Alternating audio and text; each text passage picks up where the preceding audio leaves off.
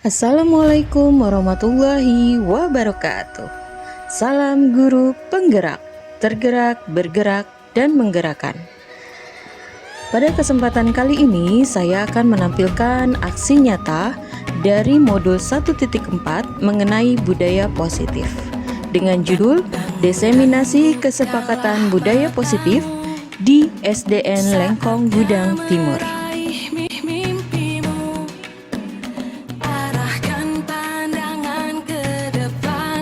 Perkenalkan, nama saya Nur Hidayatul Jannah, CGP Angkatan 7, Kota Tangerang Selatan, dengan pengajar praktik Bapak Willy Utomo dan fasilitator Bapak Ade Sopiali.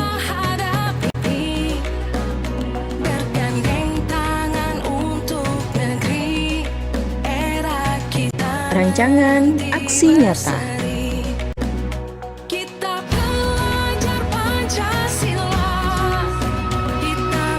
Latar belakang. Berbagai macam program dibentuk untuk menciptakan sekolah dengan atmosfer positif, sehingga sekolah menjadi tempat yang aman, nyaman. Kedua, bagi peserta didik. Dimulai dari program Sekolah Ramah Anak oleh Dinas Pendidikan, Sekolah Adiwiyata oleh Dinas Lingkungan Hidup, dan Sekolah Sehat oleh Dinas Kesehatan. Semua memiliki tujuan yang sama, menciptakan lingkungan sekolah yang baik untuk peserta didik, baik dalam menimba pengetahuan dan pembentukan karakter.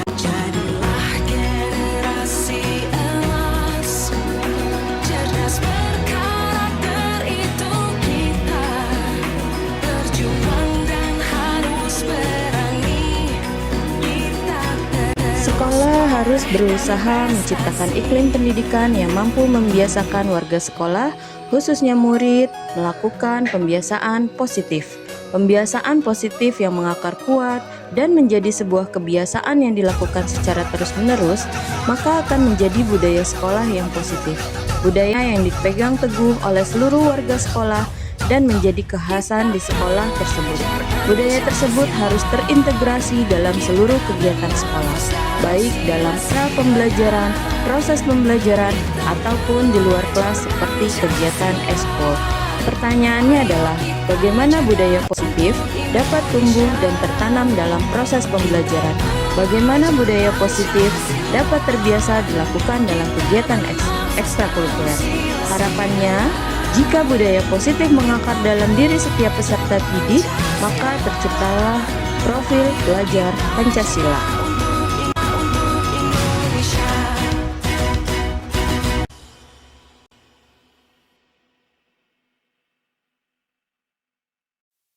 Tujuan aksi nyata ini adalah untuk melatih siswa melakukan budaya positif di sekolah, menumbuhkan nilai-nilai profil pelajar Pancasila pada diri siswa dalam pembelajaran, menyusun keyakinan dan kesepakatan kelas sebagai dasar pelaksanaan budaya positif di sekolah, membiasakan siswa menerapkan budaya positif yang membentuk nilai-nilai profil pelajar Pancasila melalui keaktifan pada berbagai kegiatan di sekolah.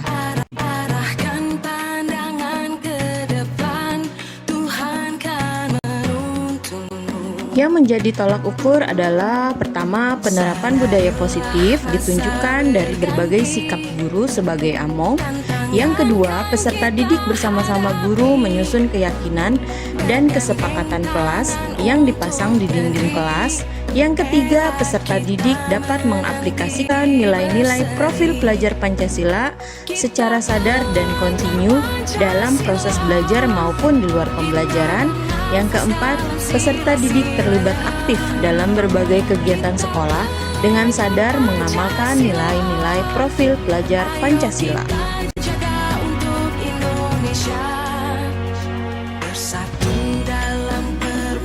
Lini masa tindakan yang dilakukan. Adapun langkah-langkah yang dilakukan, yang pertama adalah sosialisasi kepada seluruh warga sekolah, meliputi kepala sekolah, guru, peserta didik, tenaga kependidikan terkait disiplin positif, kesepakatan kelas, dan profil pelajar Pancasila.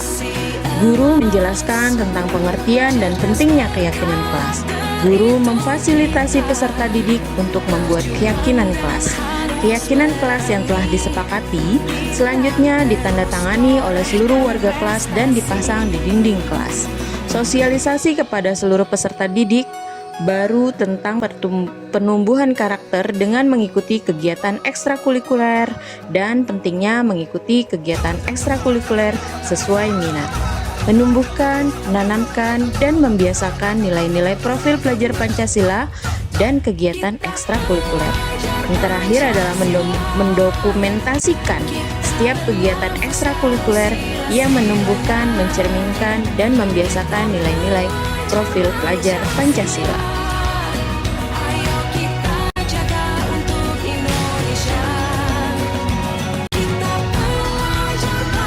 Dukungan yang dibutuhkan. Pertama adalah dukungan dari atasan, rekan sejawat, dan murid agar tindakan aksi nyata berjalan sesuai rencana.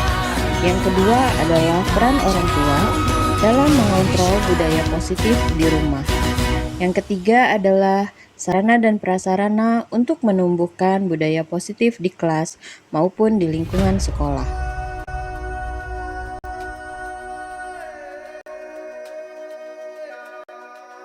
Rencana pelaksanaan aksi nyata dengan kegiatan membagikan pemahaman dan pengalaman dalam menerapkannya kepada rekan-rekan. Membagikan pemahaman terhadap konsep-konsep kunci dalam modul budaya positif, yaitu perubahan paradigma belajar, disiplin positif, motivasi perilaku manusia, kebutuhan dasar, posisi kontrol restitusi, keyakinan kelas, dan segitiga restitusi, berdasarkan pengalaman dan pembelajaran yang saya dapat setelah menerapkan konsep-konsep kunci tersebut baik di kelas. Pelaksanaannya berlangsung dalam kegiatan rapat guru pada tanggal 7 Januari 2023.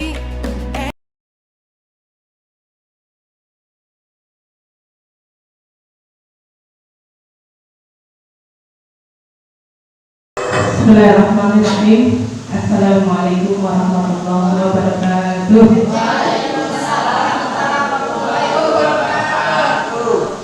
Alhamdulillahirabbil alamin wa bihi nasta'inu ala umuri dunya waddin. Shalatu wassalamu ala asyrofil anbiya'i wal mursalin wa ala alihi wa sahbihi ajmain, amma ba'du. Yang terhormat Bapak Kepala Sekolah SDN Negoro Timur, Bapak Amir Mahmud, SPD MMPD. Yang terhormat Bapak Ibu Guru dan staf SDN Negoro Timur. Yang terhormat narasumber acara diseminasi aksi nyata CGP dengan tema kesepakatan budaya positif, yaitu Ibu Nur Hidayatul Jannah SPD. Sebelum acara dimulai, marilah sama-sama kita membaca suratul Fatihah. Semoga acara ini dapat berjalan dengan lancar. Alhamdulillah walikul niyatin shalihah. Sayaulillahi lahumul Fatihah. A'udzu billahi minasyaitonir rajim. Bismillahirrahmanirrahim. Alhamdulillahirabbil alamin, arrahmanir rahim, maliki yaumiddin. Iyyaka na'budu wa iyyaka nasta'in. Ihdinas siratal mustaqim, siratal ladzina an'amta 'alaihim ghairil maghdubi 'alaihim waladdallin. Berlanjut ke acara kedua, yaitu sambutan yang akan disampaikan oleh Kepala Sekolah SDN Lengkong Gudang Timur kepada Bapak Amir Mahmud, SPD MMPD. Dipersilakan.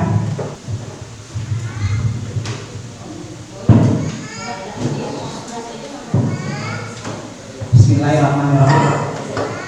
Assalamualaikum warahmatullahi wabarakatuh.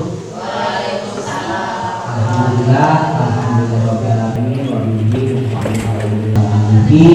washabi asma'in wa bismillah sabri wa yassir amri wa huwa lisani wa qawli ambaru. Yang saya hormati Bapak dan Ibu Dewan Guru serta staf SDN Lengkong Gudang Timur. Yang berbahagia Ibu Nur selaku ini CGP tahun 2022 ya, 2022 angkatan ke-7 2022. Pertama mari kita panjatkan puji serta syukur kepada Allah Subhanahu wa taala karena atas nikmatnya termasuk nikmat sehat sehingga kita bisa berkumpul di ruangan ini yang nanti akan ada pembahasan dari SDGP yaitu Gubernur, yaitu aksi nyata budaya positif. Ini merupakan salah satu tugas yang diemban oleh mungkin mentor ya yang mengharuskan kepada SDGP bahwa selain untuk secara administrasi kemudian belajar dan sebagainya, tetapi memang harus diaktualisasikan kepada guru-guru yang lain yang ada di minimal di sekolah tersebut.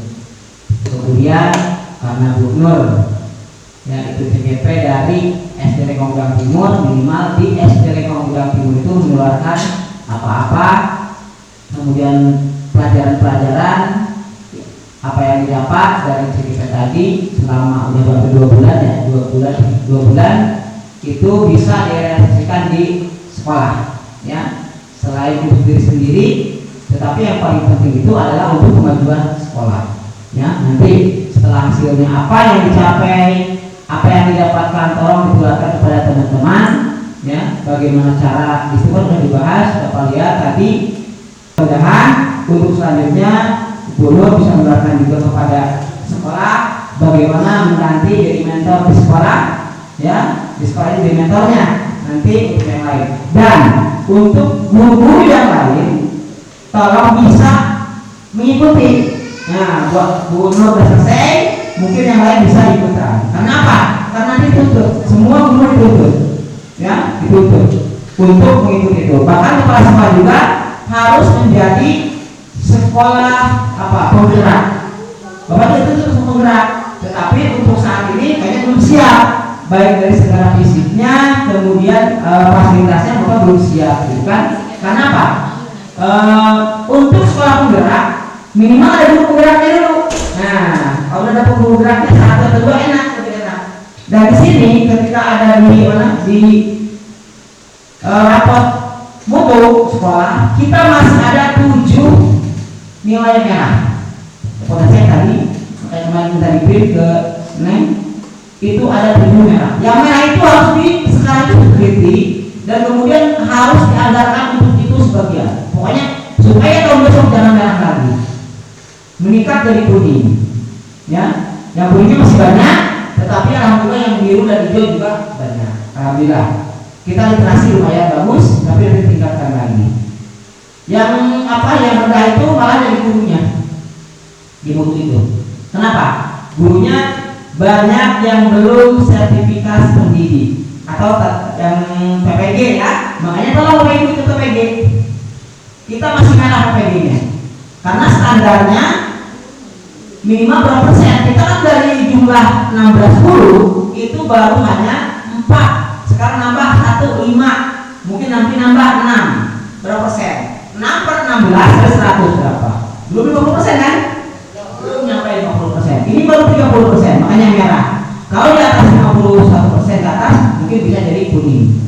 Ya, untuk itu mudah-mudahan minimal tahun besok kita bisa 9 atau 8. Amin. Nah, supaya bisa naik. Ya, tuh. Kemudian dari segi kompetensi, di situ masih merah. Apa kompetensinya?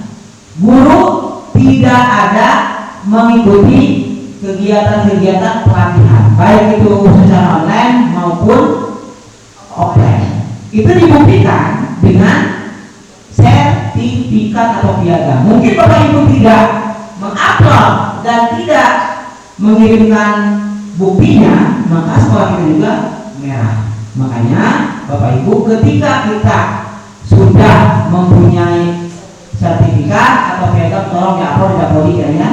Dapodiknya dan sebagainya. Itu akan dapat kami lihat. Upload. Kalau dapodiknya ataupun di simple di simple kita simple. Ada si pegawai. Kalau yang udah pegawai itu nanti akan masuk itu. Tahun berapa dapat, tahun berapa. Nanti ketika nilai tahun ini tidak ada, berarti kita nilainya juga rendah. Kemudian literasi siswa. Itu di guru anak banyak yang pemahaman membaca masih kurang. Makanya itu kita nanti tingkatkan lagi, apalagi sekarang mau awal USN, kita butuh untuk literasi. Nanti kita kirimkan. Kita kayaknya dari sekolah ini belum selama pada sini belum pernah mengikuti kegiatan literasi. Contohnya mengarang ataupun bercerita bergambar, bercerita storytelling dan sebagainya. Kalau Bapak Ibu bisa ikuti, kita bayar kok iuran bayar. Kalau itu juga rugi, mereka yang justru masuk itu kebanyakan dari swasta. Nah begitu kita dari sekarang ikut, mau menang mau enggak, kita baru kontribusi kemarin silat aja, ya kan? Jadi alhamdulillah, mudah-mudahan silat tahun ini bisa lebih meningkat lagi. Kemudian dari Anyaman, Bapak Ibu Anyaman cuma 2 sekolah kadang-kadang, dari Buaran dan gitu aja, itu aja. Padahal kalau saya orang sana sini bisa kok kalau dilatih. Makanya Bapak Ibu praktek tolong aja, Bapak Ibu tolong nanti kita bantu di situ apa aja. Nanti kita dibahas di lain waktu karena ini adalah Bu Nur yang harus menjelaskan tentang kesepakatan budaya positif. Ya, Bapak sekian. Nanti dari waktu kita bahas tentang bukunya secara khusus di forum tersendiri. Ya, bagaimana kita caranya supaya lebih meningkat lagi. Karena jangan sampai sekarang 7, besok masih tetap 7 tahun depan. Minimal ada 2, naik 2. Jangan sampai sekarang 7 nggak bisa 7 lagi menurun. Apalagi makin menurun. Kalau bisa 7 minimal 6 atau 5 lah tahun depan. Kurangi 2. Kalau kita juga masa ke anak kalau nilainya merah dulu, kamu tuh merah dulu nilai. Masa kita juga harus ada semangat. Mungkin saja. Mohon maaf kurangnya. Selamat pada Bu Nur. Silakan nanti apa yang disampaikan kita simak dan kita bisa catat dan kita bisa laksanakan. Mungkin saja saya sampaikan bila saya. Assalamualaikum warahmatullahi wabarakatuh.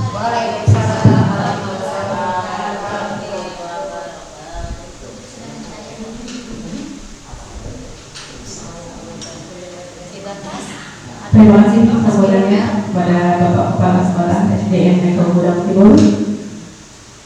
Ajaran selanjutnya yaitu doa pada Bapak Abdul Majid Hasan SPD, kepadanya dipersilakan. Bismillahirrahmanirrahim. Assalamualaikum warahmatullahi wabarakatuh.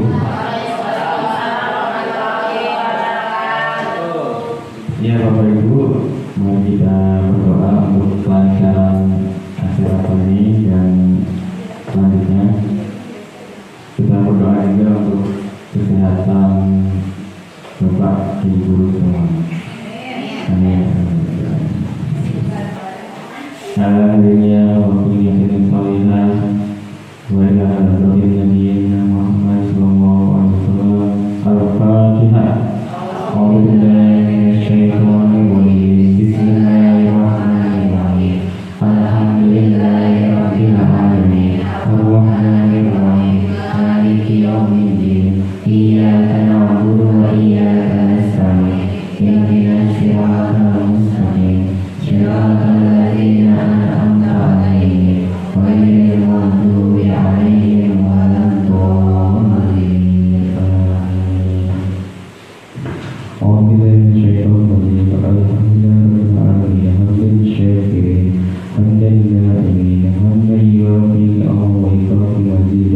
Ya Rabbana lakal hamdu kama yanbaghi li jalali wajhikal karim wa li'azimi sultanik. Allahumma shalli ala sayyidina Muhammad wa ala ali sayyidina Muhammad.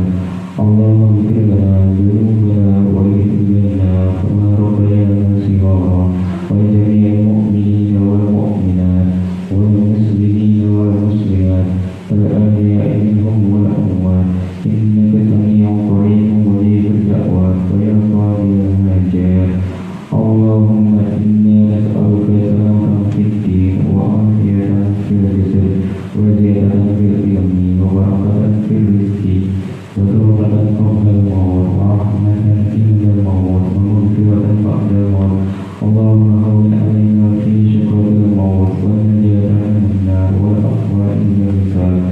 Allahumma inna na'udzubika minal hammi wal hazan, na'udzubika minal ajzi wal kasal, na'udzubika minal jubni wal buhal, na'udzubika min ghadabi wa qahril rijal.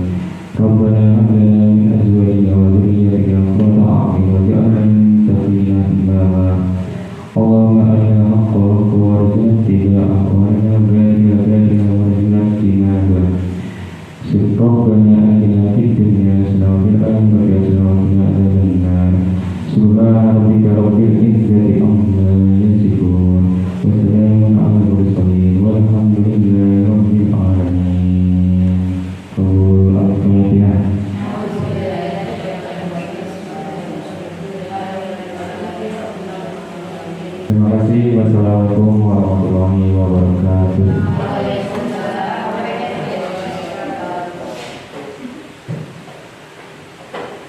Amin amin ya rabbal alamin. Terima kasih kepada Bapak Hasan. Semoga apa-apa yang akan dilaksanakan berjalan dengan lancar. Selanjutnya yaitu kami serahkan sepenuhnya kepada narasumber, yaitu Ibu Nur Hidayatul Jannah dalam acara diseminasi aksi nyata TGP dengan tema kesepakatan budaya positif. Kepada Ibu Nur Hidayatul Jannah dipersilakan. Mohon aplausnya.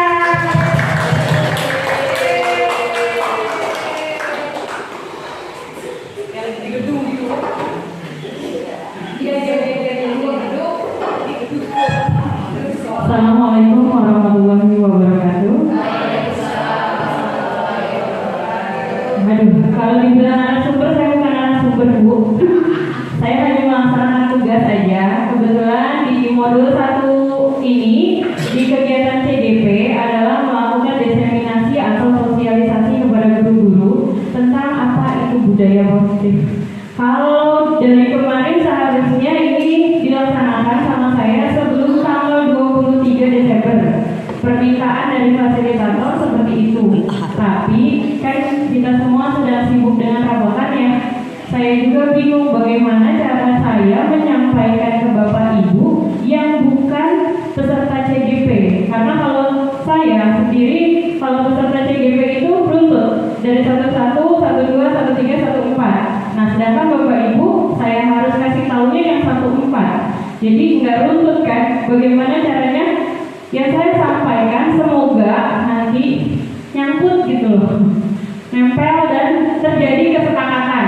Harusnya sih hanya budaya positif saja, tapi kenapa saya harus tulis kesepakatan budaya positif? Karena budaya positif ini yang mau kita bangun di SDN Lengkong Gudang Timur harus disepakati bersama, harus menjadi kesepakatan. Kalau kita sering dengar kesepakatan, pasti kesepakatan kelas ya, yang sudah pernah beberapa guru saya lihat di kelasnya ada tulisan kesepakatan kelas. Nah, ini kesepakatan budaya positif di sekolah.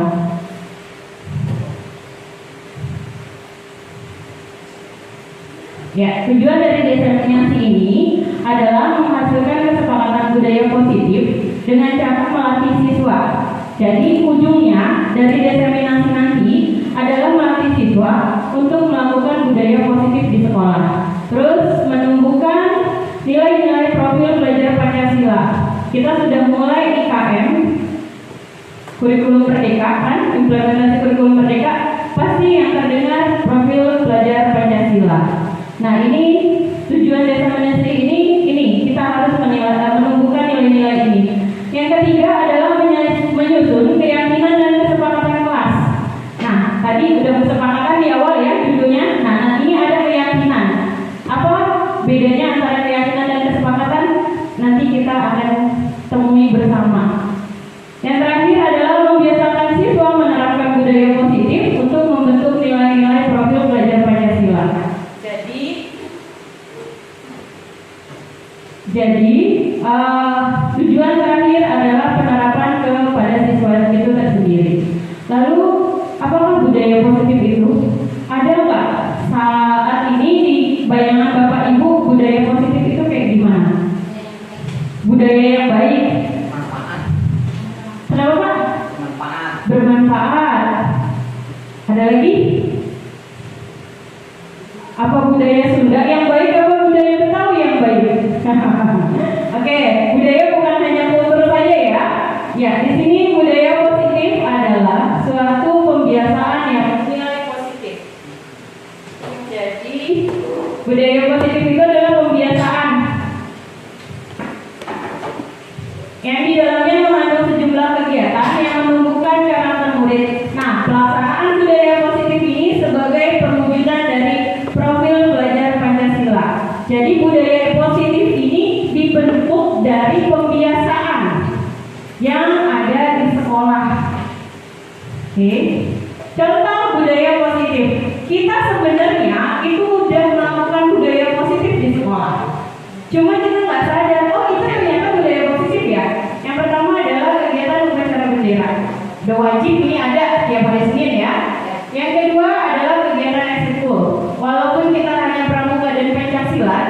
tetap itu berjalan dengan baik.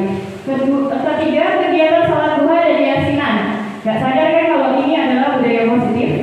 Terus yang ketiga, kegiatan membersihkan lingkungan, yang biasanya setiap hari Sabtu habis senam Bu Asna ajak anak keluar ngambilin sampah, itu sudah budaya positif Bu Asna. Sama piket, ya. Jadi piket itu bukan kita memasakkan anak untuk nyapu ngepel di sekolah, tapi memang itu kebiasaan. Karena ada anak yang tidak bisa nyapu, karena memang di rumahnya tidak boleh nyapu. Nah, terus yang terakhir adalah kebiasaan sebelum dan setelah kegiatan pembelajaran. Jadi saat kita sebelum belajar berdoa, bernyanyi lagu nasional, terus menyanyikan himne tangsel, itu adalah kebiasaan. Saling sebelum pulang, itu adalah kebiasaan dan itu termasuk ke dalam budaya positif. Jadi tanpa sadar kita itu sudah melakukan yang namanya budaya positif di sekolah. Oh, ternyata ada ya di sekolah ini. Oke, dan lain-lain banyak sekali. Inilah yang namanya profil pelajar Pancasila. Ada 6 item. Yang pertama, beriman, bertakwa kepada Tuhan Yang Maha Esa dan berakhlak mulia. Itu meliputi akhlak beragama, akhlak pribadi, akhlak kita terhadap manusia, akhlak terhadap alam, dan akhlak bernegara. Ini yang termasuk ke dalam karakter beriman bertakwa kepada Tuhan Yang Maha Esa. Yang kedua, karakter kebinekaan global.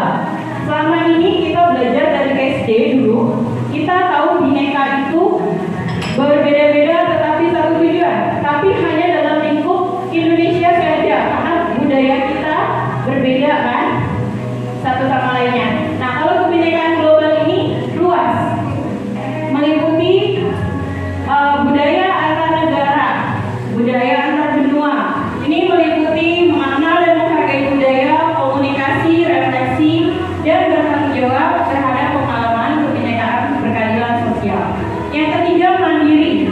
Mandiri. Kalau tadi saya sama anak, kamu harus mandiri. Bu, aku makan sendiri ya. Mandi sendiri ya. Ya, itu salah satunya. Nah, mandiri di sini adalah meliputi pemahaman diri dan situasi yang dihadapi serta memanajemen diri. Jadi anak tahu memanajemen diri itu salah satunya adalah memanajemen emosi. Kan ada anak yang disenggol sedikit langsung emosinya meningkat kan ya. Nah, ini karakter mandiri itu salah satunya adalah memanajemen dirinya sendiri. Bergotong royong itu masuk ke kolaborasi, kepedulian, dan berbagi. Berbagi di sini kita seringkali kalau berbagi ngasih sama orang itu berbagi.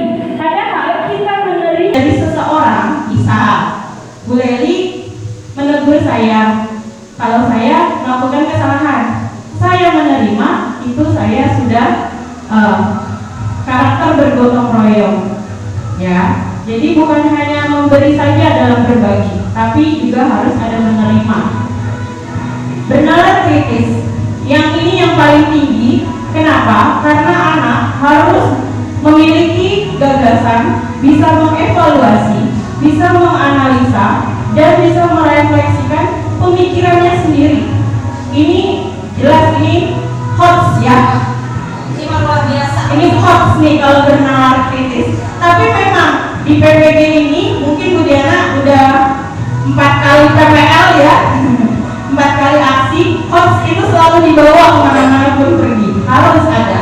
Nah, yang terakhir adalah kreatif, meliputi gagasan, menghasilkan gagasan, karya, dan tindakan orisinal. Jadi kreatif itu bukan hanya anak ini bisa membuat sesuatu sendiri, enggak harus gitu, tapi dia punya gagasan gimana ini caranya, ini permasalahannya harus kayak gimana. Nah, ini termasuk dengan kreatif. Nah, terakhir kan mencari alternatif solusi dari permasalahan. Jadi kalau anak sudah bisa mencari solusi dari masalahnya sendiri, anak itu sudah memiliki karakter kreatif. Nah, ini nih yang suka bilang profil belajar Pancasila seperti apa, ini dia. Gitu Bu. Kalau saya cepetan bilang ya Bu, suruh pelan-pelan ya Bu. Kita menerapkan budaya positif. Nah, biasa nih Bu Asna kalau lagi upacara ada anak yang tidak pakai seragam. Apa yang biasanya kita lakukan? Kalau misalnya saat acara yasinan, ada yang berisik atau apa, biasanya kita ngelakuin apa, Bu? Kasih tahu ya, oke. Nah, kalau seandainya di kelas ada anak nih, dia bisa menjawab pertanyaan kita. Biasanya kita kasih apa? Oke, pujian ya, bintang, terus hadiah. Mungkin kalau gurunya lagi bawa hadiah, Putri pernah? Hadiah. Oh, duit 5.000. Oke, itu bisa jadi penghargaan ya. Oke, ada lagi nggak selain hukuman dan penghargaan yang biasa kita kasih atas sikap anak yang udah dia lakuin? Ucapan kan tadi, pujian kan penghargaan. Oke, yuk kita lihat ya. Yang pertama kita biasanya menghukum ya. Nah, hukuman itu bersifat biasanya satu arah, tanpa dibicarakan dulu sama anak. Kita langsung main hukum tanpa dia tahu kesalahan. Dia tahu kesalahannya, tapi konsekuensinya dia tidak tahu. Jadi biasanya kita hanya memberikan satu arah aja nih, tanpa melalui suatu kesepakatan, pengarahan dari pihak guru sebelum dan sesudahnya. Hukuman biasanya kita biasa ngasih ya, hukuman fisik sama non fisik. Non fisik itu biasanya kata-kata verbal ya. Kamu nih, kebiasaan saya itu. Ya, hukuman yang berupa fisik dan non fisik. Nah, yang namanya hukuman, saya belajar dari CGP, ternyata itu meninggalkan bekas di anak, mau fisik ataupun verbal ya. Selanjutnya kita biasa kalau anak berhasil melakukan segala sesuatu, kita akan memberikan penghargaan, mau pujian, mau itu hadiah, mau itu uang sekalipun ya. Nah, penghargaan ternyata efektif jika dalam jangka waktu pendek. Apabila dalam jangka waktu panjang ternyata dia tidak berguna, atau kemungkinan anak kita akan bergantung pada penghargaan tersebut. Belum lama ini nih, saya ngobrol sama Bu Asna berdua masalah memberikan bintang reward ke anak yang sholat subuh ya. Iya. Sholat 5 waktu.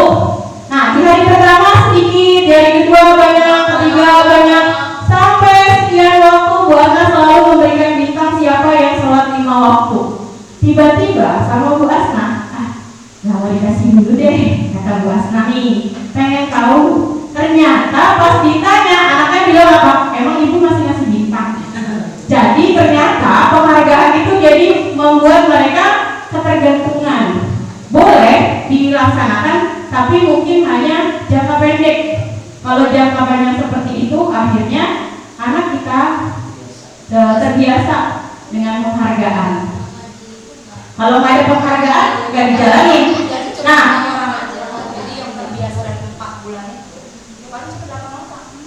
Nah, dari hukuman dan penghargaan ada yang namanya restitusi. Restitusi itu adalah kita menciptakan murid untuk memperbaiki kesalahannya, lalu mereka belajar dari kesalahan. Karena kita sendiri juga bisa jadi kayak sekarang, kita juga kan belajar dari kesalahan kita di masa yang lalu ya. Misal saya dulu waktu SMA pernah sih tergantung nyontek, harus saya nyontek setiap ulangan. Nah, tiba-tiba saya merasa tergantung. Nah, dari kitanya dulu yang harus berubah. Jadi ini restitusi ini nanti membentuk muridnya dulu untuk berubah dari dalam dirinya. Itu yang dinamakan restitusi. Caranya kayak gimana? Ada nanti di slide selanjutnya. Oke. Nah, tadi Bu, saya bikin kesepakatan kelas. Di sana ada hukuman, dan hukuman itu disepakati sama semua murid dan guru. Nah, itu namanya bukan hukuman, tapi konsekuensi. Jadi kalau hukuman yang sudah disepakati dan dibuat bersama-sama, itu namanya konsekuensi, bukan lagi hukuman. Kalau hukuman yang pertama tadi, anak tidak tahu bentuknya seperti apa, tujuannya mau kemana. Kalau konsekuensi itu kan biasanya Jikalau kamu tidak mengerjakan PR, maka kamu akan bla bla bla bla, ya kan? Itu namanya konsekuensi. Tapi disepakati antara kita dan guru. Jadi anak tahu, oh aku salah, aku harus begini. Jadi dia nanti memperbaiki dirinya sendiri. Ya Bu. Oke. Kira-kira menurut Bapak Ibu, saat anak melakukan kesalahan aja, saat dia melakukan kesalahan, adakah motivasi atau niat dia melakukan kesalahan itu dengan sengaja? Ada ya Pak? Dengan cara mencari perhatian. Ya, untuk mencari perhatian ya Pak. Bisa ya? Satunya. Motivasinya salah satu itu. Ya. Dulunya dari anak ya. Ya, memang ada tipe orang yang senang diomelin, oh ternyata aku dianggap. Jadi ternyata memang itu tujuannya dia. Tujuannya dia bukan dia mau melakukan kesalahan, tapi ternyata dia pengen dianggap. Berarti ada di dalam diri anak itu yang kurang, yang ingin dipenuhi. Kayak kita kalau lagi bete, bad mood, pengennya refreshing. Berarti kan kita butuh waktu buat happy, senang-senang kan? Oke, kebutuhan dasar dari manusia yang pertama adalah survival, bertahan hidup. Nah, kebutuhan yang pertama survival dan bertahan hidup ini salah satunya adalah makan, minum, tempat tinggal, pakaian. Karena kalau kita tidak makan dan minum dalam waktu 3 hari sudah nggak ada kali ya. Nah, minum kalau misalnya tidak makan tapi minum bisa bertahan sampai 7 hari. Di sini nggak ada berolahraga ya, yang bisa memvalidasi ya. Nah ini yang pertama adalah kebutuhan bertahan hidup atau survival. Ya. Yang kedua adalah kebutuhan kasih sayang dan rasa diterima. Nah ini yang tadi anak cari perhatian, jangan-jangan kebutuhannya dia di rumah, kasih sayangnya kurang terpenuhi. Akhirnya dia mencari dari orang lain. Bagus kalau mencari dari gurunya. Ditangkapin tiap hari. Ayunya juga ada yang Gurunya akan memberikan kasih sayang yang penuh.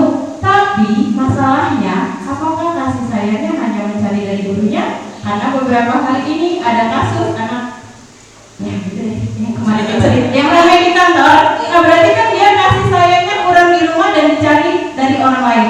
Kalau yang benar, kalau yang salah, nah itu yang bahaya. Oke, selanjutnya adalah kekuasaan atau power. Kekuasaan di sini bukan berarti saya ingin memimpin, saya ingin jadi pemimpin, bukan.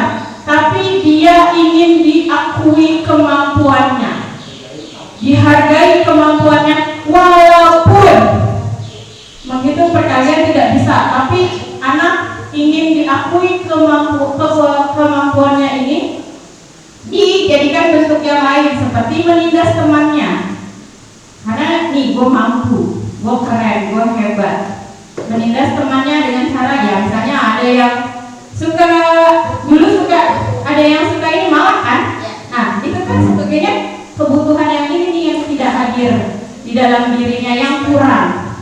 Yang keempat adalah freedom atau kebebasan.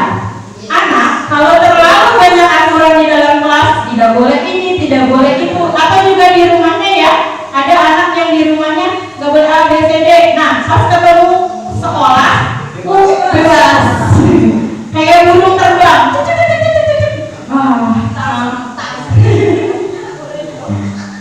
Yang terakhir adalah kesenangan atau fun. Ya kesenangan kita tahu semua anak pengennya main ya, nggak ada yang pengen belajar. Oke, inilah kebutuhan dasar manusia. Apabila kita guru sudah memahami ini semua, nah kita bisa tahu mana anak yang kurang kasih sayang, mana anak yang butuh penguasaan, mana anak yang kalau yang butuh bertahan hidup nggak ada ya, nggak ada yang minta makan kan sama ibu gurunya kan. Jajannya malah handphonenya lebih mahal anaknya daripada kita ya. Ada, Miss. Ya tapi kan maksudnya bukan minta makan tiap hari Ibu. Kan kalau dia minta makan tiap hari berarti di rumahnya sangat kekurangan seperti itu. Oke, lanjut.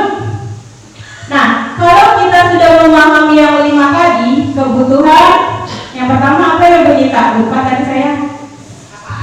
Kebutuhan dasar manusia, bertahan hidup, kasih sayang, penguasaan, kesenangan, satu lagi, kebebasan individu.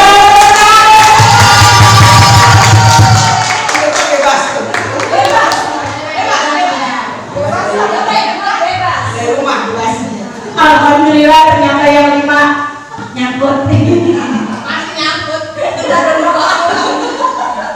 Ya, kalau kita sudah memahami 5 yang tadi, maka kita juga akan pasti gampang memahami yang ini. Yang tadi saya bilang, adakah motivasi anak untuk melakukan kesalahan kata Bapak? Ada, karena untuk mencari perhatian. Nah, di sini di teori motivasi ini, kenapa sih anak mau melaksanakan aturan-aturan yang ada di sekolah? Yang pertama, bukan yang pertama berarti ya. Ini menurut Diana Gosen dalam bukunya Restructuring School Discipline menyatakan ada 3 perilaku manusia. Yang pertama, dia menghindari hukuman. Jadi kalau anak kita melakukan kegiatan manut segala macam, dia sebenarnya menghindari hukuman, takut dihukum. Yang kedua, karena mendapatkan imbalan, penghargaan tadi. Oh, dia sholat 5 waktu karena ada bintang, karena bisa dilihat sama temennya, karena bisa dikasih jempol sama gurunya. Nah, yang ketiga, ini adalah untuk menjadi orang yang mereka inginkan dengan menghargai dirinya sendiri, dengan nilai-nilai yang mereka percaya. Sebenarnya kita sendiri pun datang pagi itu juga sebenarnya ada 3 motivasi ini. Yang mana nih kita? Apakah kita takut sama Bapak? Jadi datang. Oh ternyata kamu sama Bosnya jadi datang pagi ya? Curhat dia curhat Bosnya, ngomong di forum.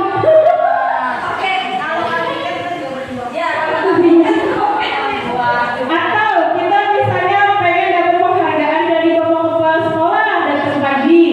Nah, tapi yang paling terbaik jelas yang nomor 3 ya. Karena kita menghargai diri kita sendiri, maka kita datang tepat waktu ke sekolah. Bukan hanya pada anak, tapi di dalam kita sendiri juga seperti itu. Dari 3 teori motivasi ini, inilah yang sebenarnya pengennya ini yang ada di dalam diri anak-anak. Jadi dia bukan takut karena peraturan, tapi dia menghargai dirinya sendiri. Kita pun juga begitu menghargai kita sendiri kan? Oke.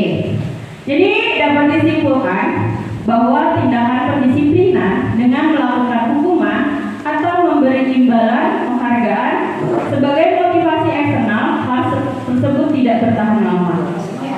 Selama kita selama dapat ya dia akan melakukan. Terus juga karena ada hukuman akhirnya dia mau nurut karena takut ya. Tapi itu nggak bertahan lama ya. Pembiasaan dirinya. Ya. Nah, penghargaan dan hukuman ini adalah motivasi eksternal.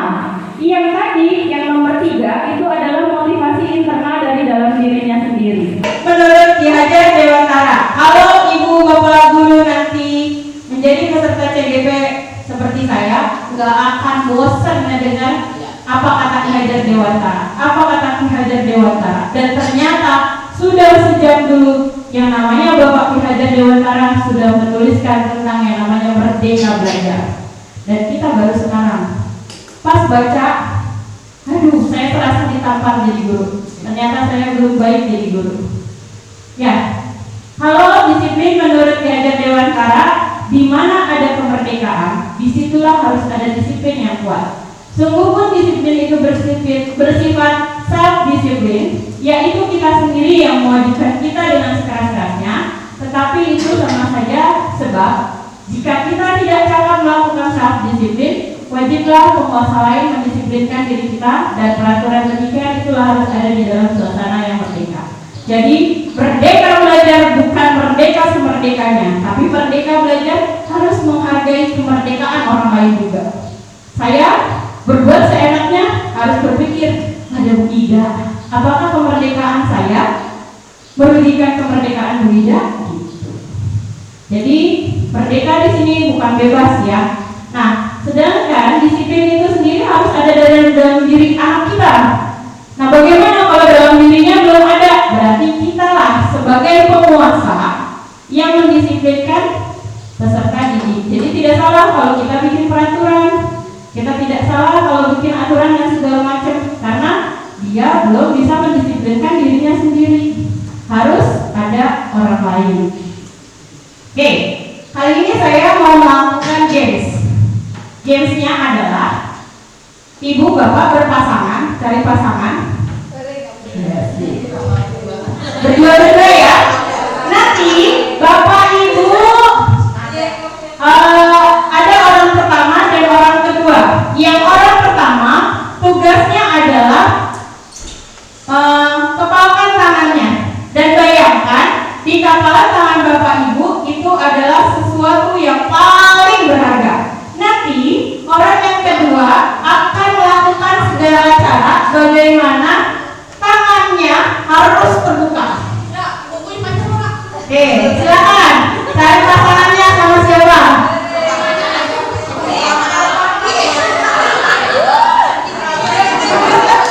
Oke.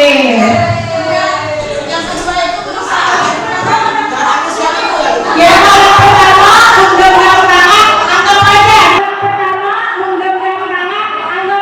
Di dalam tangan kita ini ada logam mulia. 1 gram aja lah ya, 1 gramnya sekitar 100 ya. 1 gram aja.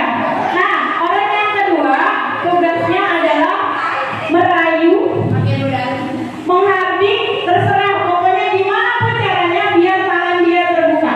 Ya silakan. Kira-kira butuh waktu berapa menit? 1 menit cukup? Oke, silakan. Saya mulai ya. Satu tangan aja, nggak usah dua-duanya. Gak apa-apa. Nah, tapi jangan dipegang. Jangan dipegang. Jangan disentuh. Nah, jangan disentuh. Jangan disentuh tangannya, maksudnya mau dikelicikin orangnya boleh.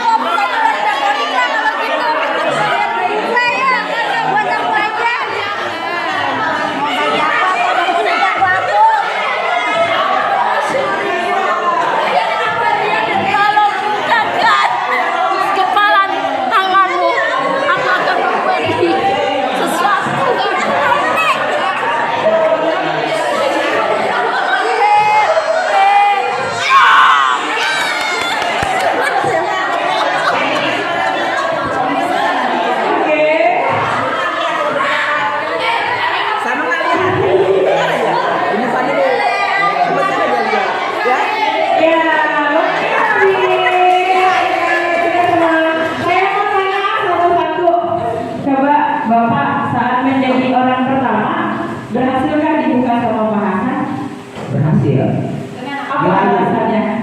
Karena dia melaksanakan apa saja apa yang saya inginkan.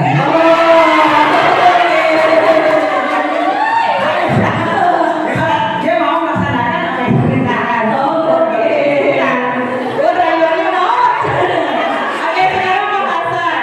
Bahasan saat menjadi orang pertama yang membawakan tangan, apakah bisa berhasil Pak Amir? Tidak berhasil. Tidak berhasil, kenapa? Karena rayonnya kurang. Oke, baik. Terima kasih Pak Hasan dan Pak Amir. Lanjut. Yang rame di sini banget nih. Pengen tahu kan? Oke, Bunita, saat menjadi perayu, yang mencoba merayu Ibu Tri, apakah berhasil membuka kedua kepala tangannya? Berhasil. Apa yang Bunita lakukan? Dengan merayu serendah mungkin. Merayu bukan setinggi mungkin, enggak serendah mungkin. Oke, saya mau tanya, kenapa Putri mau membuka tangannya?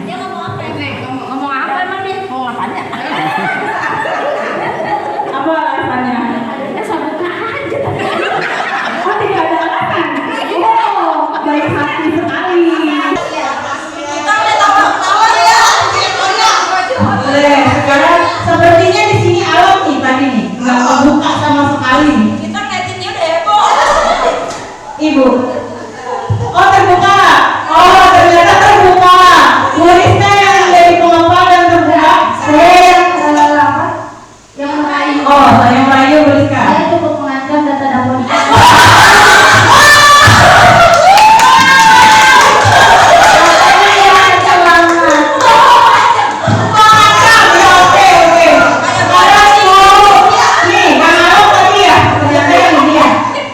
Saya pertama dan saya tidak memberikan apa yang ada di tangan saya. Kenapa? Karena dia tidak berhasil. Saya tidak akan memberikan sesuatu yang sangat berharga bagi diri saya tanpa alasan yang membuat saya yakin? Iya, buat ibu ya. Karena dia tidak ada alasan yang bikin saya bisa memberikan apa yang saya pegang itu. Oh, Bu, ya ibu tadi terbuka tidak? Sedang diganti ya? Kalau mau aja. Oh, cuma ganti jawabannya. Oh, nggak diganti ya? Oke, coba sebelahnya. Gak ada yang terbuka? Wow. Coba alasan buatnya kenapa mau kebuka? Oh, kebuka ya. Oh, ya, tidak. Aku takut ya. Orang baru takut ya.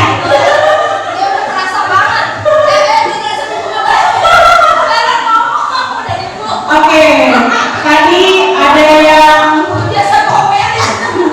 ada yang pakai rayuan ya, ada yang pakai ancaman, dapodik serem oi. Ada yang belum diancam, ada yang membuka tanpa alasan. Oke, ya, nih apakah yang terjadi? Ada yang berhasil dan ada yang tidak. Jelas, pasti hasilnya beragam, gak akan sama setiap orang karena setiap orang pasti mengimajinasikan apa yang ada di dalam tangannya. Jika itu memang terlalu berharga dan tidak bisa sembarangan orang untuk mengambilnya, dia akan terus memegangnya. Nah, tadi kita membuka tangan kita, menutup tangan kita, siapa yang kontrol? Kita sendiri kan, walaupun dirayu, walaupun diancam, ada yang gak kebuka kan? Oke, ya benar, kita sendiri yang mengontrol. Nah, kalau kita sendiri mengontrol diri kita sendiri, apa kabar dengan anak-anak kita? Mereka juga sebenarnya punya kontrol diri, sama kayak kita, walaupun badannya lebih kecil dari kita ya. Ternyata mereka juga memegang kontrol atas diri sendiri. Lalu bagaimana selama ini anak-anak kita bisa kita kendalikan? Lurus nak, lurus. Yang rapi, pulang. Imbalan, pulang. Ya. Nah, kalau menurut psikiater Dr. William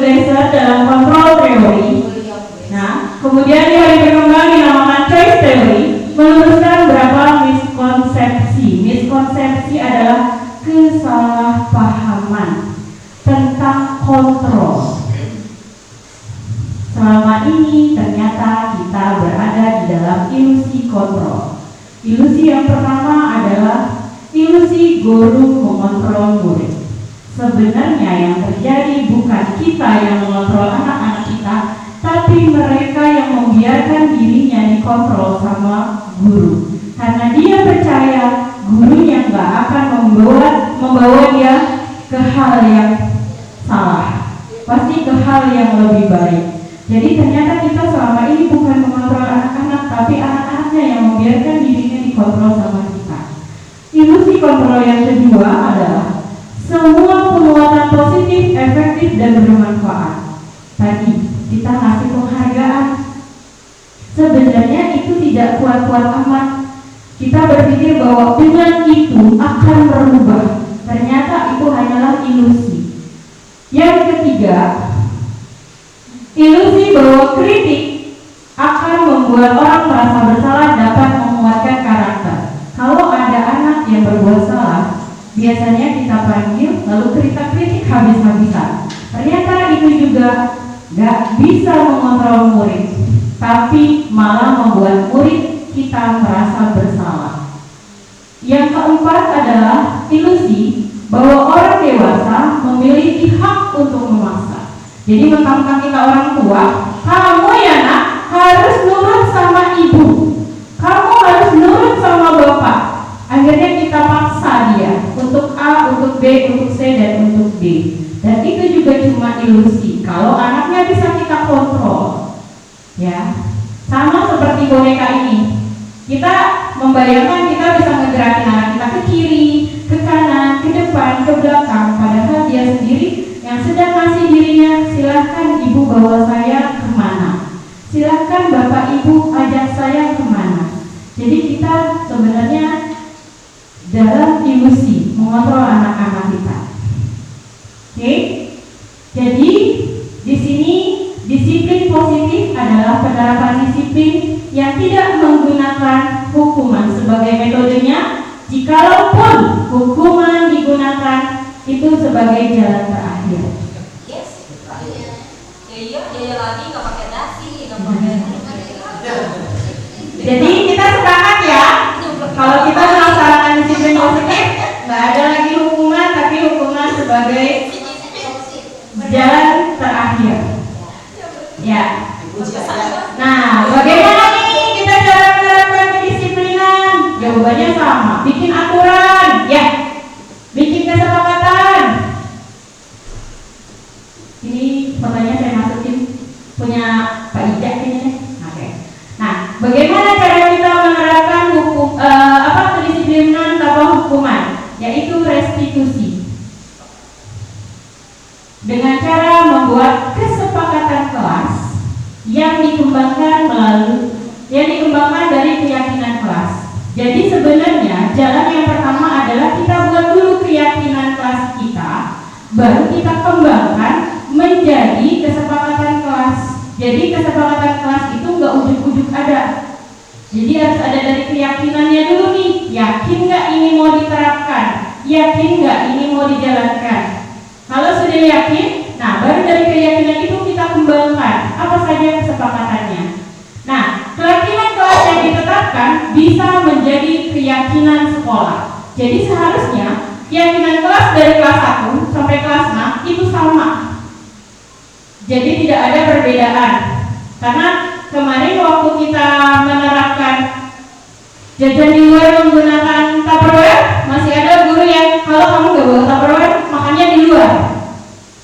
Padahal kita sudah sepakat jajannya harus pakai Tupperware. Padahal kita berharap kalau dia bawa Tupperware ada isinya kan, biar dia orang jajan gitu, biar orang ada sampah sebenarnya. Nah itu kita belum yakin berarti nih guru-gurunya. Nah restitusi itu apa sih? Dari tadi restitusi, hukuman, penghargaan. Nah restitusi di sini adalah sebuah pendekatan. Jadi restitusi ini metode untuk menciptakan disiplin positif. Restitusi adalah usaha mendisiplinkan anak dengan cara mereka sendiri yang menyelesaikan masalahnya. Jadi anaknya yang mencari jalan keluarnya,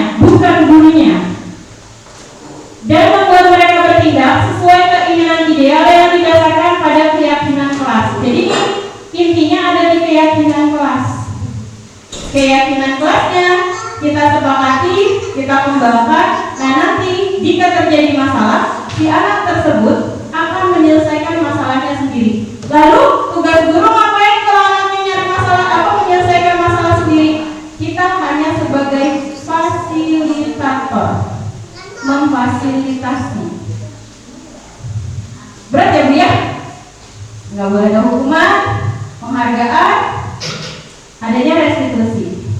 Oke, untuk melaksanakan restitusi dengan baik, kita harus menempatkan diri pada posisi kontrol yang tepat terlebih dahulu. Kalau tadi kita membahas ada 4 ilusi kontrol. Nah, yang ini adalah kontrol yang harus ibu bapak guru punya.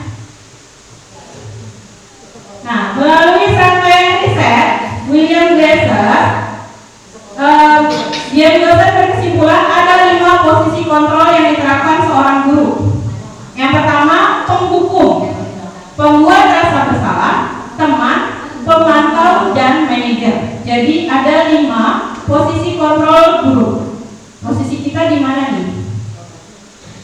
Oke, penghukum. Seorang penghukum bisa menggunakan hukuman fisik maupun verbal. Guru seperti ini percaya hanya ada satu cara agar pembelajaran bisa berhasil, dengan caranya dia sendiri. Jadi dia merasa bahwa dialah yang paling benar. Ini guru penghukum ya. Lalu guru pembuat rasa bersalah. Pembuat rasa bersalah akan menggunakan keheningan yang membuat orang lain merasa tidak nyaman, bersalah atau rendah diri. Biasanya kalau guru yang pembuat rasa bersalah ini akan berkata seperti ini. Kamu gak kasihan ya sama bapak, sama ibu yang sudah capek-capek dan lain-lain segala macam. Nah, ini suaranya lebih lembut daripada penghukum. Kalau penghukum, pokoknya ibu gak mau tahu, bla bla bla bla bla, hukuman selesai. Cara dia, cara yang terbaik. Nah, kalau yang membuat rasa bersalah, sebenarnya ini lebih buruk daripada penghukum karena bahasanya lembut tapi dalam. Yang itu kan lebih sakit ya. Yang itu lebih sakit rasanya. Nah, yang ketiga, Gak ada rasa salah. Kita selalu kan itu gak kelihatan tuh. Oke, yang ketiga adalah teman. Guru pada posisi ini tidak menyakiti murid, namun tetap akan berupaya mengontrol murid melalui persuasi. Murid hanya akan bertindak untuk guru tertentu. Yang ini bagus, nggak akan menyakiti, jelas akan berpihak kepada anak, tapi anak tersebut nantinya akan tergantung sama kita. Kalau melunjak mungkin itu kejauhan ya, akan bergantung sama kita. Saat kita ada di dalam kelas, mereka nurut nih apa kata kita. Tapi saat ganti gurunya yang lain, kan situ bukan guru saya, ya, gitu. Kan situ bukan teman saya, gitu. Ya. apa siapa beda? Berarti dia tidak membeda-bedakan kok. Iya, itu mah bagus. Oke, yang keempat adalah posisi kita sebagai pemantau. Posisi pemantau berdasarkan pada peraturan dan konsekuensi. Dengan menggunakan sanksi dan konsekuensi kita dapat memisahkan hubungan pribadi kita sama murid. Jadi kalau tadi yang teman kita lebih dekat, kalau pemantau dekat tidak, jauh pun tidak. Jadi hanya memantau sejauh mana anak. Biasanya guru yang posisinya sebagai pemantau ini sukanya ngitung-ngitung. Sepertinya kalau tidak salah kamu setiap hari Sabtu tidak ada nih nak. Nah, kemana ya kamu hari Sabtu gak ada? Atau sudah 3 kali ibu lihat kamu tidak mengerjakan PR. Biasanya guru ini sebagai pemantau seperti itu, banyak hitung-hitung. Bagus sebagai pemantau karena memang anak-anak itu harus sesuai dengan faktanya. Kalau tidak sesuai faktanya kan kadang-kadang kita sulit ya. Yang terakhir adalah sebagai manajer. Nah, ini posisi kontrol yang paling bagus.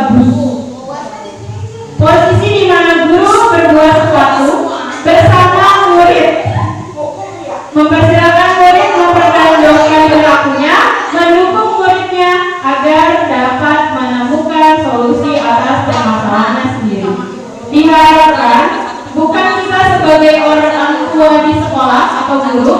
Di rumah juga sebenarnya posisi manajer inilah yang paling terbaik. Manajer artis. Tapi saya sadar, saya pribadi pun sebenarnya pernah ada di sini, di posisi penghukum. Pernah, saya pernah di pembuat rasa bersalah. Saya pernah di posisi teman. Saya semuanya pernah. Tapi di posisi manajer saya merasa saya belum pernah duduk bareng-bareng anak. Saya belum pernah. Saya baru mentok di sini. Karena memang nanti pada prakteknya juga kita akan merasakan semuanya. Walaupun kita sudah bisa menjadi manajer, kita tiba-tiba akan turun. Kenapa? Karena kita menyelesaikan kondisi anak. Kalau memang anaknya itu bisa diajak ngobrol, duduk bersama, ini oke lah posisi manajer. Biasanya itu mah anak sudah SMA, SMP ya Pak ya, yang sudah dewasa. Kalau anak SD kayaknya masih butuh dikontrol sama kita di posisi yang lain. Situasional. Posisi kontrol terbaik adalah seorang manajer, dan posisi ini sikap guru ketika melihat siswa melakukan kesalahan tidak langsung menghukum atau menasihati. Diawali dengan sikap memahami tindakan siswa ketika merasa bersalah. Setiap orang pernah melakukan kesalahan, memahami alasan kebutuhan yang dipenuhi, dan anak diingatkan keyakinan kelas. Bapak Ibu, tiga kalimat yang di bawah ini. Yang pertama adalah yang dilakukan seorang manajer jika anak melakukan kesalahan adalah yang pertama menstabilkan identitas. Kita akan ngomong sama anak bahwa setiap orang memang pernah melakukan kesalahan. Begitupun juga ibu misalnya. Terus yang kedua, kebutuhan yang dipenuhi. Alasan dia melakukan hal itu apa? Yang tadi 5 kebutuhan dasar. Apa Bu Nita? Kesenangan, kesenangan hidup, kebebasan, kesenangan, kekuasaan. Nah, inilah di sini nih. Kalau kita jadi manajer, kebutuhan yang 5 di sini. Terus yang terakhir baru kita ingetin, keyakinan kelas kita apa sih? Kamu ingat nggak? Kamu kira-kira sudah melanggar keyakinan kelas kamu belum? Seperti itu. Dan itu ada di dalam segitiga restitusi. Jadi si Dian dosen ini dalam bukunya Restitution Control School Discipline 2001, dia merancang untuk memudahkan guru atau orang tua. Jadi ini bisa dilakukan kita sama anak ya, pada segitiga restitusi. Yang pertama, menstabilkan identitas. Biasanya kita akan berbicara setiap orang pasti pernah melakukan kesalahan. Kamu bukan orang satu-satunya yang pernah melakukan ini. Terus validasi tindakan yang salah. Kamu punya alasan kenapa melakukan itu. Jadi kita harus tanya dulu nih, alasannya kenapa sih melakukan kesalahan. Dan yang ketiga, kita kembalikan ke keyakinan kelas. Keyakinan kelas seperti apa yang telah disepakati, terus yang sudah kamu melanggar, apa jalan keluarnya. Nah, inilah posisi manajer yang dilakukan oleh seorang manajer. Ini saya mau nanya, kira-kira dari ketiga restitusi ini pernah nggak ada yang kayaknya saya pernah ngelakuin ini deh? Pernah nggak Bapak Ibu merasa sepertinya saya pernah nih bertanya sama anak seperti ini? Pernah ya? Ya, berarti kita secara tidak sadar kita pernah melakukan restitusi ya, tapi anaknya belum membuka diri karena tadi mereka punya posisi kontrol. Gimana cara bukanya? Cara bukanya jangan demokrasi nanti. Ya, kenapa kita melakukan restitusi untuk menciptakan disiplin? Karena disiplin itu bukan aturan atau tekanan, tapi kehendaknya sendiri untuk patuh. Jadi kenapa kita harus melakukan restitusi? Karena itu jangan sampai dia disiplin yang kita terapkan ini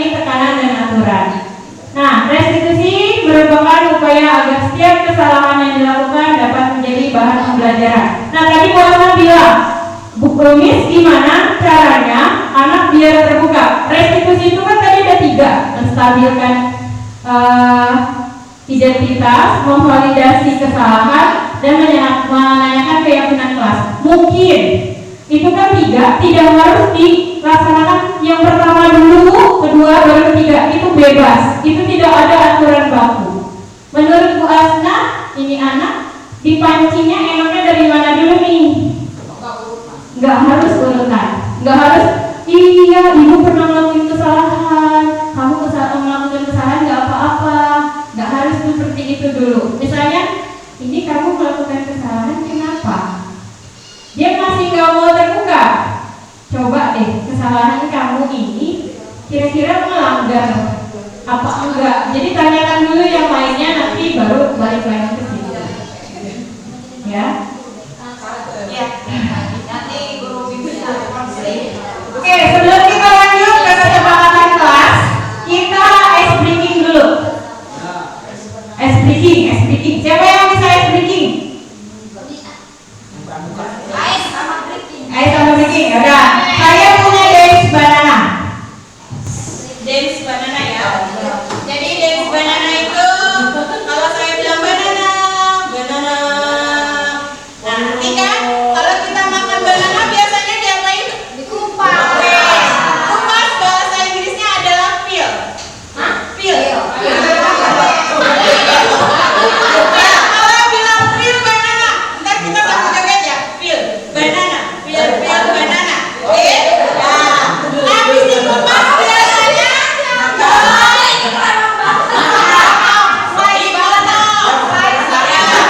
biasanya kita potong dulu banananya, berarti slice banana.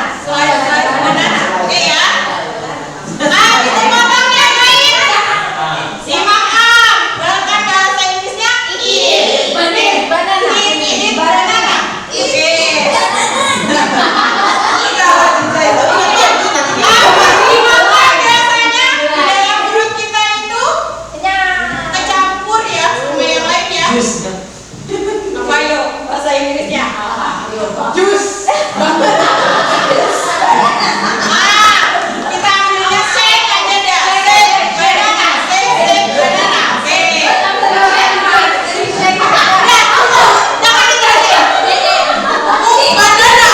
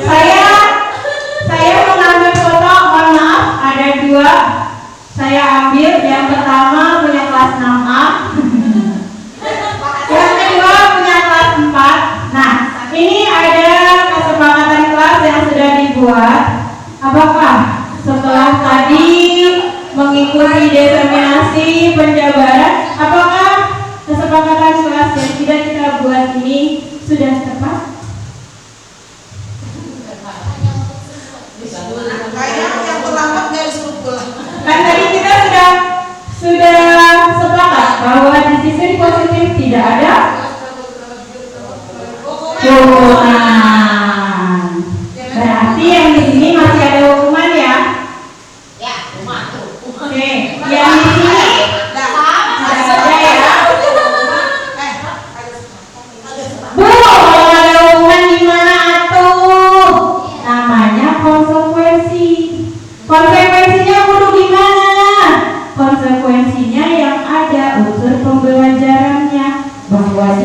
tahu dia salah, konsekuensinya harus sesuai. Pertama, seandainya ada murid, kita masuk jam berapa? Tadi 7.15. Dia datang ujuk-ujuk jam 7:30. Assalamualaikum Bu. Salam.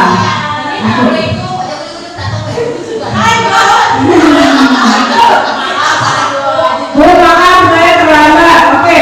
Konsekuensi yang bisa kita terapkan di sini, dia datang telat 15 menit, maka dia pulang lebih dari 15 menit. Atau istirahatnya dikurangi 15 menit. Berarti ya, kita nggak bisa bertahan di kelas ya. Saya pernah gituin, tapi sebelum waktunya pulang, sebelum waktunya pulang, dia pulang duluan. Udah, kabur. Telat setengah jam, berarti kamu nanti pulangnya setengah jam lebih lama dari teman kamu. Iya. Sebelum temannya pulang, dia kabur duluan. Orang kelasnya udah ada yang ngisi lagi. Temannya pulang, dia pulang. Temannya salah dia langsung pulang ya. Ya seperti itu. Jadi kalaupun mau ada punishment ya, hukuman, ya itu harus sesuai. Kalau misalnya pelajaran olahraga telat atau anak tidak membawa baju olahraga, hukumannya lari keliling lapangan itu masih sesuai karena pelajarannya olahraga. Tapi kalau misalnya kita guru, saya pernah sih PR, kamu kerjain matematika atau bahasa Indonesia, dan kamu keliling lapangan 10 kali. Ya dia keliling lapangan 10 kali, enak. Sehat. Tapi itu tidak sesuai. Jadi kita harus cari yang sesuai. Nah inilah kenapa di sini saya menamakan judulnya kesepakatan. Kita akan mencari jalan keluar. Bagaimana nih cara kita membuat konsekuensi yang tepat. Oke? Nah ini adalah contoh yang saya ambil dari Canva. Beberapa kesepakatan kelas yang sudah. Ya, ini kesepakatan kelas di kelas tinggi ya, bukan di kelas rendah seperti ini bentuknya. Bagaimana menyusun kesepakatan kelas? Yang pertama kita harus menentukan keyakinannya terlebih dahulu dengan cara menentukan nilai-nilai kebajikan universal. Salah satu nilai kebajikan universal adalah profil pelajar Pancasila. Jadi sebenarnya kebajikan universal itu ada 8. Tapi yang sesuai dan emang betul kita lagi mau IKM kan kurikulum merdeka, itu adalah profil pelajar Pancasila. Makanya tidak saya bahas yang lainnya. Cukup kita fokus di profil pelajar Pancasila. Lalu keyakinan yang sudah kita tetapkan, kita kembangkan menjadi kesepakatan kelas dengan cara mendiskusikan dengan warga sekolah. Jadi warga sekolah bukan hanya di lingkungan antara guru sama anaknya saja, tapi kita juga sebenarnya yang mendiskusikan kesepakatan kelasnya akan seperti apa. Walaupun nanti pada dasarnya berbeda di kelasnya karena kondisi kelasnya. Kayak Bu Diana tadi tidak memungkinkan untuk membuat konsekuensi seperti itu karena ada kelas lain. Kalau saya masih memungkinkan di hari saya pulang maghrib, cuma saya pulang malam jadinya. Oke, nah inilah profil pelajar Pancasila tadi. Ibu bapak boleh ambil semuanya jika merasa semuanya mampu. Boleh diambil 1, 2, atau 3 jika memang itu ini kayaknya yang urgent. Yang ini sudah cukuplah sampai sini aja. Yang lain urgent nih. Kayaknya ini bisa merubah anak, bisa lebih baik lagi di sini nih. Jadi kita bisa sepakati apa yang mau nanti kita ambil. Keyakinan kelasnya dulu ya. Keyakinan kelas yang di posisi mana yang mau kita ambil. Lalu semua satu pemahaman. Oh ini kita fokus di sini nih yang mau kita ambil. Nanti tinggal kita kembangkan menjadi kesepakatan kelasnya. Sedangkan untuk konsekuensi dan segala macamnya disesuaikan dengan keadaan kelasnya. Contoh keyakinan kelas di 3, kelas 1 dan kelas 5. Ini bukan gara-gara saya kelas 5 ya, tapi memang di modulnya cuma ada kelas 1 dan kelas 5.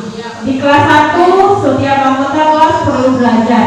Jadi anak paham, oh setiap anggota kelas perlu belajar. Kalau ada temannya yang mengganggu teman lainnya saat temannya sedang belajar, berarti dia sudah melanggar keyakinan kelas yang sudah dibuat. Kelas perlu senang, berarti kita harus have fun terus di dalam kelas.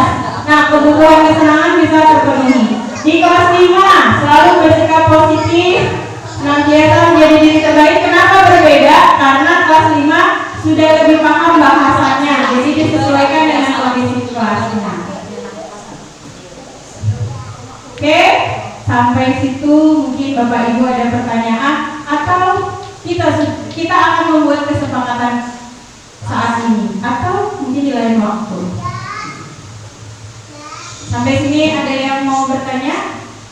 Dipersilakan. Selanjutnya kita membuat kesepakatan hari ini. Positif ya.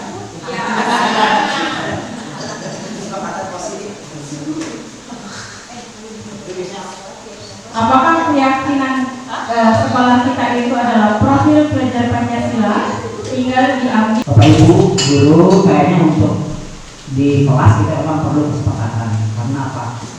Karena kalau hukuman memang yang membuat kita, kalau kita yang membuat, kayaknya anak lebih banyak hukum, pasti banyak hukumnya.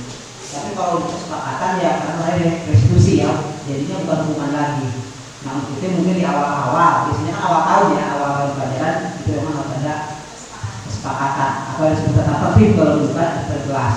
Kalau sekarang kan disebutnya bukan terjelas lagi kesepakatan.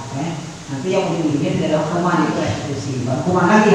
Nanti bahasanya bukan hukuman walaupun secara itu kan sama gitu kan, tapi kan bahasanya lain. Kalau memang ada kesepakatan namanya restitusi, berarti bukan hukuman lagi. Kalau memang belum ada ya menunggu kesempatan di semester ini masih ada waktu ya untuk membuat kesepakatan itu dengan profil Pancasila. Dan jangan lupa untuk kelas 1 dan kelas 4 itu memang perlu yang profil Pancasila itu yang diutarakan dan harus dimunculkan karena memang di rapat juga kan profil Pancasila yang hasilnya juga nanti untuk hasil karyanya juga berhubungan dengan profil Pancasila. Ya, kasih. Ya, terima kasih. Mungkin Ibu yang lain ada masukan atau bagaimana? Ibu. Ya, jadi disimpulkan judulnya tadi kesepakatan budaya positif.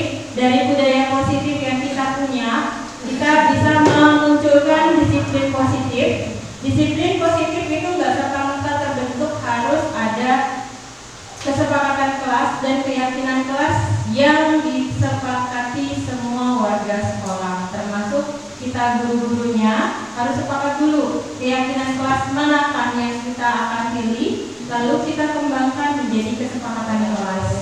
Nah, karena kita sudah tahu disiplin positif itu tidak ada yang namanya hukuman, yang ada namanya adalah konsekuensi yang sesuai dengan pelajaran. Misal mungkin kalau yang PR matematika 2 PR dia tidak mengerjakan, kita bisa nambah PR-nya karena masih sesuai dengan pelajaran matematikanya. Terus sedikit lagi mungkin Bu, terus ini Bu. Ya, seperti itu ya. Jadi sebelum kita membuat kesepakatan, kita nanti akan sepakati keyakinannya mana yang poin-poinnya saja. Karena kalau seluruhnya karakter dari profil pelajar Pancasila jelas berat harus dilaksanakan. Kita satu-satu saja nih. Kayaknya ini deh. Kalau masih bingung, kita bisa apa sih yang menjadi andalan kita di sekolah? Kita itu sebenarnya untuk yasinan paling keren ya. Ada sholat duha, yasinan, terus anak pidato. Tapi tertib, kalau di sekolah orang saya belum pernah lihat setertib di sekolah kita ya. Maksudnya alurnya itu anak-anak benar-benar terlibat, jarang. Bahkan di di luar itu anak dikasih reward. Jadi bukan dari dia, karena ada penghargaan itu mereka baru mau jalan gitu. Kalau di kita sudah bagus, sholat rapi, tertib gitu. Kalau ngeliat fotonya enak banget kan? Dan fotonya Iya, ya, jadi kita bisa ambil keyakinan kelas kita dari apa yang kita punya, potensi apa nih kita, potensi kita yang paling bagus itu aja dulu. Kalau memang pusing, kalau mau menampilkan yang baru, potensi kita apa, kembangkan. Karena saya diajarkan di CGP untuk menentukan visi dan misi sekolah itu diambil dari potensi yang paling gampang. Yang sudah ada jangan sampai hilang. Yang baru untuk bikin mungkin susah, tapi yang sudah ada untuk mempertahankan tinggal moles-moles kan. Kayak Putri dipoles jadi cantik, pakai lipstick gitu. Ya, baik Bapak Ibu, demikianlah pemaparan saya tentang kesepakatan budaya positif. Kurang lebihnya saya mohon maaf apabila banyak kekurangan, kesalahan, bahkan sekarang bikin Bapak Ibu pusing karena harus memikirkan kesepakatan apa yang harus kita buat. Baik, wassalamualaikum warahmatullahi wabarakatuh.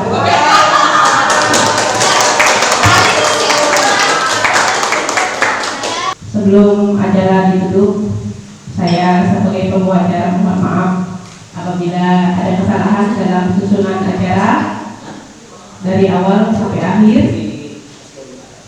Saya akhiri. Assalamualaikum warahmatullahi wabarakatuh.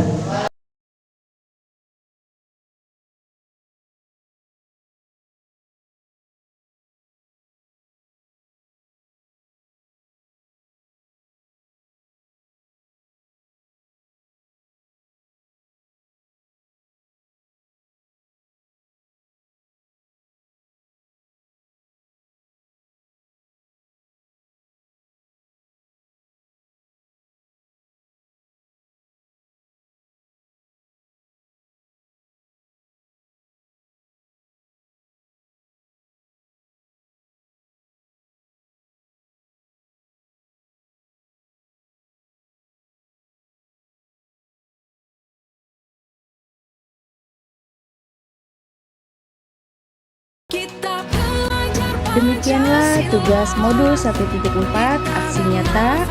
Semoga bermanfaat dan dapat menginspirasi. Salam guru penggerak, bergerak, tergerak, dan menggerakkan. Terima kasih. Assalamualaikum warahmatullahi wabarakatuh.